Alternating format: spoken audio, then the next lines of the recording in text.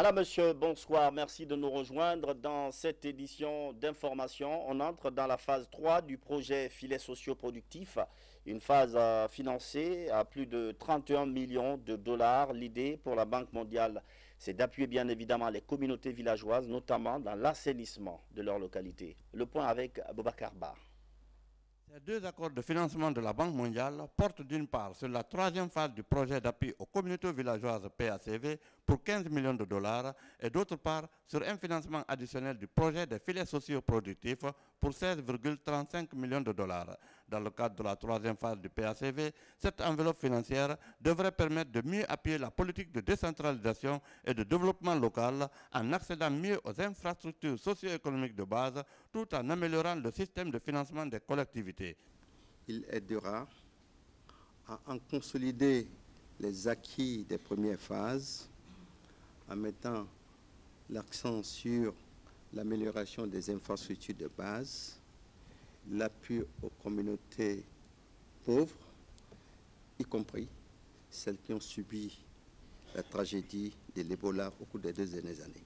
Le défi pour notre ministère et les autres ministères financiers sera d'être à la hauteur, je dirais, du volume des ressources qui nous sont accordées aujourd'hui, en étant prêts à pouvoir décaisser rapidement, en ayant également une qualité d'exécution de ces programmes. Ces financements qui viendront conforter les efforts des collectivités décentralisées pourraient permettre de créer une nouvelle mentalité de progrès socio-économique et de bonne gouvernance dans les zones bénéficiaires.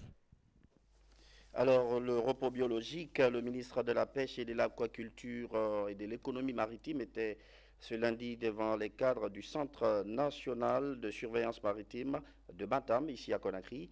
Objectif de la rencontre annoncé la publication de l'arrêté portant fermeture de la zone maritime guinéenne aux activités de pêche industrielle pour cause de repos biologique. Le point avec Alassane Diogobari. 2 mois de repos biologique pour la pêche industrielle. Un arrêté a été signé et rendu public par le département de la pêche. Pour le respect de cette décision, les cadres du Centre national de surveillance maritime sont chargés de faire appliquer la mesure. Le repos biologique, c'est quoi? C'est compte tenu de la pression qu'on exerce sur les ressources avec une pêche anarchique, parce que c'est ce qui a fallu l'inscription de notre pays sur la liste de l'Union européenne. On a donc instauré le repos biologique pour un peu permettre aux ressources de régénérer. Tout navire qui sera pris en flagrant délit sera frappé de fortes amendes et 15% de cette amende reviendront aux agents de surveillance, une motivation qui a valeur de symbole. Le ministre André Loy était venu réitérer les droits et obligations consécutifs à cette interdiction. Je tiens à remercier l'excellence, monsieur le ministre. Si le chef de l'État compte entièrement sur lui présentement, il peut aussi compter sur nos inspecteurs. Nous avons tous, je ne sais pas pour rien qu'il est reconnu dans la sous-région que les inspecteurs guinéens sont les meilleurs. La corruption, ce n'est pas notre problème si nous avons tous les moyens. Là, moi, je pourrais dire qu'en dehors même du repos biologique, les inspecteurs vont travailler d'arrache-pied pour que la zone exclusive économique guinéenne soit protégée pour toujours. À compter donc du 30 juin à 0h, temps universel, jusqu'au 31 août, l'exercice de toute activité de pêche industrielle est suspendu à l'intérieur de la zone maritime guinéenne, ce en vue de permettre à la ressource halieutique de se reproduire conformément à la réglementation en la matière durant cette période de repos biologique. Un logiciel pour gérer des données sanitaires. Le ministère de la Santé innove à l'ère du numérique. Les informations sont stockées et disponibles pour toutes les structures sanitaires, ce qui devrait constituer une base de données pour les hôpitaux du pays. Mais d'abord, il faut former le personnel à l'utilisation de ce logiciel. Adia Toubari. Dans la politique de modernisation du secteur sanitaire, l'utilisation des nouvelles technologies de l'information occupe une place de choix. La politique se matérialise par la conception de ce logiciel dénommé DHISD, une nouvelle plateforme consacrés à la gestion de l'information sanitaire à travers la collecte, le traitement et la diffusion des données en temps réel. Jusque-là, le système guinéen fonctionnait sur la base de papier. Les données étaient recueillies sur des rapports format papier, ce qui n'était pas évident compte tenu de l'architecture du système de santé guinéen. Donc avec ce système, il y a eu beaucoup de pertes d'informations. C'est pourquoi en modernisant le système, donc en le rendant informatisé, ça nous permet d'avoir des données fiables, des données de qualité. Et c'est à travers ces données que l'État prend des décisions stratégiques en ce qui concerne l'état de santé. C'est un signe de progrès dans le système de santé de façon globale. C'est la porte d'entrée pour nous à ce que l'on appelle la cybersanté. Maintenant, la saisie se fait là où les données sont produites. Donc, ça fait moins de charges de travail. Cet outil moderne de gestion de l'information sanitaire est expérimenté dans 13 pays membres de la CEDEAO. Sa mise en œuvre dans notre pays confère à la Guinée le rang du 14e pays utilisateur du logiciel. De quoi favoriser une stratégie de partage des données sanitaires entre ces pays, ce qui justifie cette formation des prestataires de santé axée sur l'utilisation du logiciel. Au terme de la formation, les 40 agents venus des différentes structures sanitaires de Conakry seront évalués. Policiers, oui, mais citoyens d'abord. Plus de 400 agents viennent d'être formés à la citoyenneté, le fruit d'une coopération intelligente avec l'Union européenne. L'idée, c'est d'améliorer en chacun de ces stagiaires ses relations avec les civils et de faire de tous des forces au service de la sécurité et du respect des droits humains. Mikine Moussa Kamara, Alpha Baldé. Les lampions se sont éteints sur la formation de 419 agents de sécurité. Ce sont des policiers venus des commissariats urbains et des postes de police. C'est l'Union européenne qui a injecté plus de 3 millions d'euros pour le renforcement des capacités de la police de proximité. Ce programme vise à renforcer les capacités de la police nationale. Je suis ravi de ce groupe d'agents et d'officiers formés parce que ça va changer l'image de la police nationale, ça va renforcer la capacité opérationnelle des policiers et l'image de la police auprès de la population va changer et c'est ça l'objectif de l'État guinéen. Nous sommes protecteurs des personnes et leurs biens. Donc dans ce cadre, nous devons faire en sorte que notre population soit dans les conditions les meilleures. Ces agents stagiaires répartis entre 2 sites ont suivi 13 modules de formation animés par 23 experts internationaux. C'est la suite d'une première phase d'un projet à l'appui à la police de proximité dans quelques zones pilotes, Matam, Ratoma et Sérékoré. Et le projet actuel, la deuxième phase, aura comme zone prioritaire Matoto, Dabompa et Sanfonia. La formation s'est déroulée autour de 3 axes d'intervention. La réconciliation entre police et population, la professionnalisation des commissariats pilotes et l'appui institutionnel. Hier, sur ce plateau, le gouverneur de Conakry annonçait le coup de main de l'armée sur l'assainissement de la capitale. Aujourd'hui, c'est fait. La Grande Muette a été déployée sur le terrain pour rendre propre la capitale. Le point avec commandant Mohamed Kassi. Cette campagne a pour objectif de débarrasser la ville des tas d'ordures et d'immondices déposés dans les coins et recoins. Cette action civilo-militaire qui a débuté ce matin se poursuivra nuit et jour le long de l'autoroute et les points critiques de Conakry avec l'appui du génie militaire. C'est sur instruction de Monsieur le Président de la République que nous sommes venus ici ce matin pour conduire les actions civilo-militaires. C'est en droite ligne des plans d'action, la grande réforme des secteurs de défense et de sécurité. Et comme vous savez, c'est un programme qui s'étalera sur 3 jours. Donc nous sommes au début de ces actions. Il s'agit de rapprocher l'armée de sa population, de son peuple. Vous savez, ce concept armée-nation est un des objectifs de la réforme du secteur de la sécurité. Donc c'est dans ce cadre-là que toutes les forces de défense et de sécurité, toutes les unités des forces de défense et de sécurité sont mobilisées pour venir assainir les différents lieux indiqués en rapport avec le gouvernement de la ville de Conakry. Ces opérations d'assainissement enclenchées par les forces de défense et de sécurité est le fruit d'un rapprochement de l'armée à son peuple. Pendant ce temps, nous ici, on s'est intéressé au fonctionnement des PME de collecte et de transfert des ordures ménagères. Elles sont actuellement peu visibles sur le terrain. Certaines ont même fait faillite. Celles qui résistent encore font avec les moyens du bord. Diana Yansane sur le cas précis des PME de la commune de Matoto. Suivez. La gestion des ordures domestiques préoccupe encore dans la capitale. Des quartiers aux rues, la collecte et le transport des déchets solides se posent au quotidien.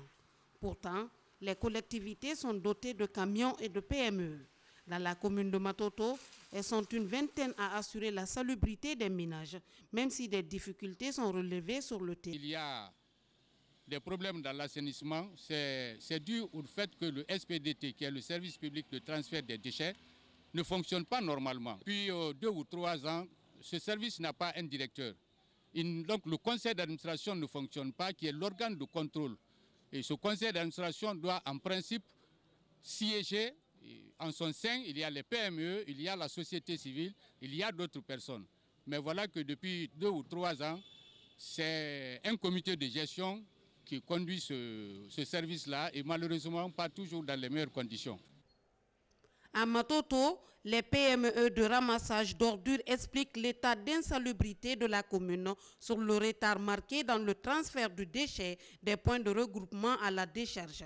La chaîne d'acheminement est mise en cause. Il y a une inadéquation entre l'esprit que le gouvernement a de l'assainissement, le concept que les PME ont et les collectivités et les populations. Donc il y a quand même, si vous voulez, il y a quand même des contradictions. Et ces contradictions font quelque part qu'il y a des faux pas. Le transfert constitue un véritable problème de l'assainissement de la ville de Conakry.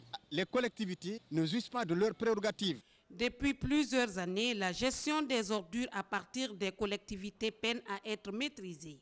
Des efforts restent encore à fournir pour huiler le système et faire de la capitale une ville propre comme le souhaitent les autorités.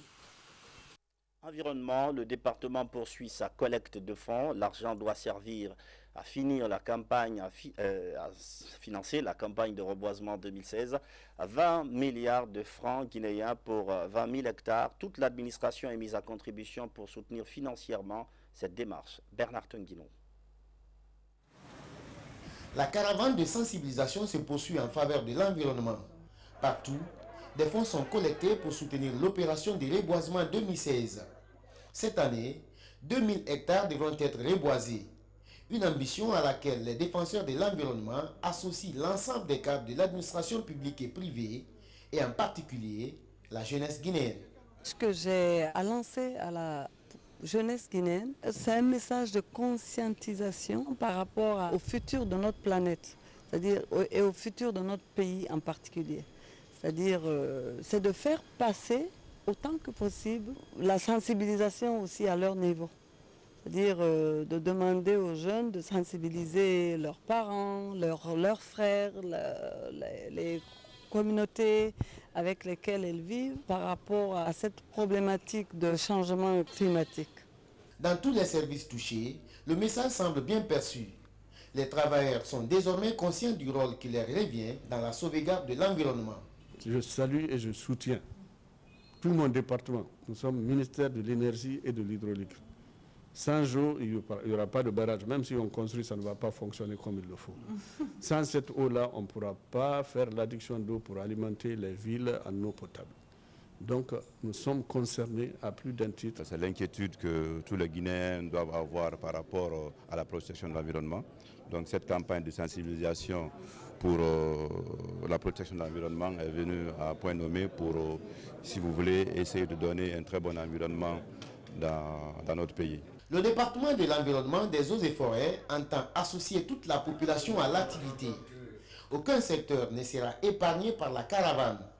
Chacun est appelé à planter un arbre pour sauvegarder la nature. Le HCR Antenne Guinée facilite le retour volontaire au bercail de plusieurs frères et amis ivoiriens qui avaient fui les violences. 4000 personnes sont concernées, mais dans un premier temps, seuls 35 se sont vus offrir des billets pour rentrer à la maison. Abdoulaye Diallo.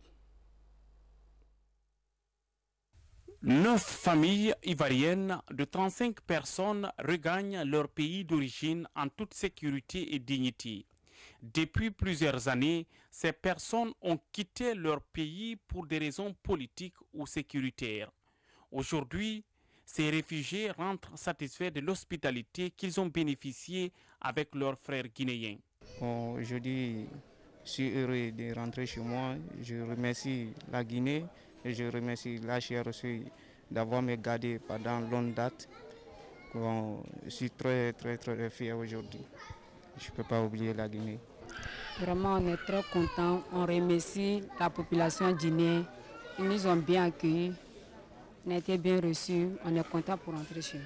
Si tu viens, tu rentres chez toi. Si tu n'as rien, tu remercies depuis tu rentres chez toi. C'est la moindre des choses. C'est le message que je donne à toutes les Ivoiriens. Ce départ met fin au statut de réfugiés de ces 35 Ivoiriens qui ont choisi de rentrer volontairement pour contribuer à la construction de leur pays et de recommencer une nouvelle vie avec la communauté. Le Haut Commissariat des réfugiés assure le rapatriement pour ceux qui le désirent cette année.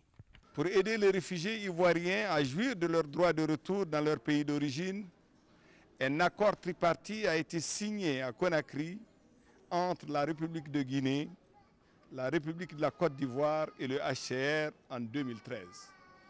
Cependant, l'opération de rapatriement avait été suspendue à cause de l'apparition de la maladie à virus Ebola. Par n'importe quelle voie, moyen qu'ils voudraient rentrer, le gouvernement guinéen, le HCR, ils sont là pour les accompagner. Je crois que c'est ce qui est le plus important, que les gens comprennent la nécessité de retourner dans leur pays. Comme on le dit, on est mieux que ce soit. Plusieurs autres familles sont prêtes pour le rapatriement volontaire. De nos jours, près de 4000 réfugiés ivoiriens vivent en Guinée. Le camp de Kouankan abrite la majorité d'entre eux. Gîte et couvert leur est offert. Le ministère de la Coopération précise que l'atelier de lancement du plan national de développement économique et social 2016-2020, initialement prévu demain, mercredi plutôt, à 9h, est décalé à 12h le même jour. La ministre du Plan et de la Coopération internationale sait compter sur la bonne compréhension de tous. Le président de Faso TV a animé une conférence de presse hier, ici même à Conakry. Il s'agissait pour Talibé Dabo de faire le point sur les menaces qui pesaient sur sa chaîne de télévision et défendre quelques acquis du chef de l'État, le président Alpha Condé. Compte rendu, Bakary Bamba Condé. Talibé Dabo en face de la presse publique et privée guinéenne. Opérateur économique et homme politique, il sort du silence pour expliquer aux hommes des médias les réalités liées à la sanction prise par la haute autorité de la communication récemment contre sa radio Baobab FM 6 à Kankan. Il est également revenu sur l'état d'esprit qui prévaut au sein du RPG Arc-en-Ciel en Haute-Guinée. En réponse aux questions des journalistes sur l'actualité politique, la Talibé Dabo précise que le bilan du chef de l'État en 5 ans d'exercice est globalement positif. Une seule préfecture en Guinée où Alpha Condé n'a pas posé, n'est-ce pas, un seul acte. Ça n'existe pas. Ça, c'est pas... Alpha Condé, c'est pas que Kankan. Alpha Condé, c'est pas que Mamou. Alpha Condé, c'est 33 préfectures de la Guinée plus les 7 communes. C'est ça, Alpha Condé. Donc, toutes ces communes et préfectures étaient vierges, s'il vous plaît. Il y avait un problème de route, il y avait un problème de santé, il y avait un problème d'école, il y avait un problème d'énergie, il y avait un problème d'eau. Alors, s'attaquer à tous ces facteurs-là, et là, c'est s'attaquer à un système. C'est un système, ça. Alors, donc, si vous avez un système, éliminer un système en faveur de notre système, ce n'est pas aussi facile. Pour le patron de Faso TV et Baobab FM, il est important de rencontrer la presse pour expliquer les réalités sociopolitiques du pays profond. Toute chose qui éviterait les fausses rumeurs au sein de la population. Une façon de garantir et consolider la paix et la quiétude sociale. Le mois de l'enfant, la ville Carrefour de Mamou dit non à toute forme de violence à l'égard des enfants. Une synergie d'action entre population et ministère de l'action sociale. La défense des enfants, des droits des enfants était au cœur d'une rencontre qui vient de se tenir dans la localité. Mamadou Paté Baldé. Comme partout ailleurs, le mois de l'enfant est célébré dans la ville Carrefour. Cette année, sous le thème « Lutte contre les violences, les viols, les mutilations génitales féminines et les mariages précoces » sont dénoncés. L'UNICEF est en train de s'investir dans toutes les régions aujourd'hui presque de ce pays. Il y a des répondants qui sont en train de développer des projets sous financement de l'UNICEF pour pallier à cette pratique. Carrefour, dans sa stratégie d'accompagnement de ces communautés, de mobilisation des acteurs et surtout de la protection des enfants, a ce même volet dans les autres préfectures. Autorités, structures chargées de la protection, nous devons nous donner les mains pour veiller à l'application des textes de loi et conventions relatives aux droits de l'enfant auxquels notre pays a souscrit. Le gouvernement guinéen, soucieux de la promotion et de la protection des droits de l'enfant, a ratifié depuis 1990 le Code de l'enfant guinéen. Le ministère de l'Action sociale, de la promotion féminine et de l'enfance veille sur son application à travers le pays. Cet engagement, c'est quoi? C'est de faire en sorte que le contenu de toutes les conventions auxquelles notre pays, la République de Guinée, a souscrit soit appliqué à la lettre au niveau de la préfecture de Mamou. Pour clore les festivités, Kaifoun, le principal partenaire du gouvernement guinéen dans cette campagne, a offert des vélos aux enfants albinos des préfectures de Dalaba et de Pita. Vivre la Guinée à Bruxelles, l'événement vient de prendre fin en Belgique. C'est l'initiative de notre collègue Alfred Oulemou pour renforcer l'axe Conakry-Bruxelles. C'est aussi une occasion pour lui de vendre la destination artistique Guinée aux potentiels investisseurs. Manga Fodé Touré de retour du Royaume de Belgique. En organisant Vivre la Guinée à Bruxelles, les objectifs sont précis et les attentes nombreuses. Promouvoir la Guinée en Europe et plus précisément à Bruxelles et attirer un grand nombre d'investisseurs pour son développement.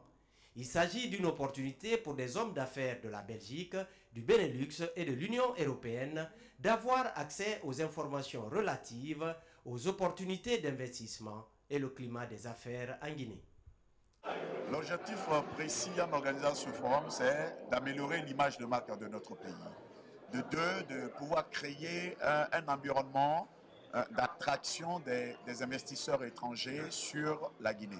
Cette deuxième édition est aussi un moment de réflexion pour des Guinéens de la diaspora en vue d'apporter leur soutien au développement socio-économique du pays. Une initiative qui intervient au moment où Bruxelles a inscrit Conakry sur la liste des destinations prioritaires retenues pour les actions de coopération belges.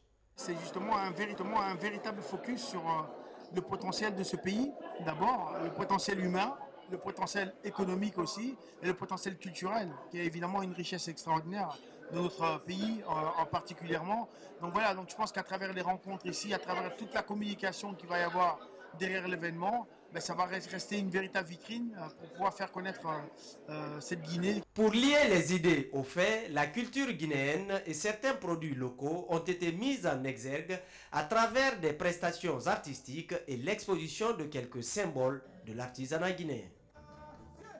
C'est la fin de cette édition d'information. Merci de votre fidélité à la télévision nationale. Je vous dis bonsoir et à demain.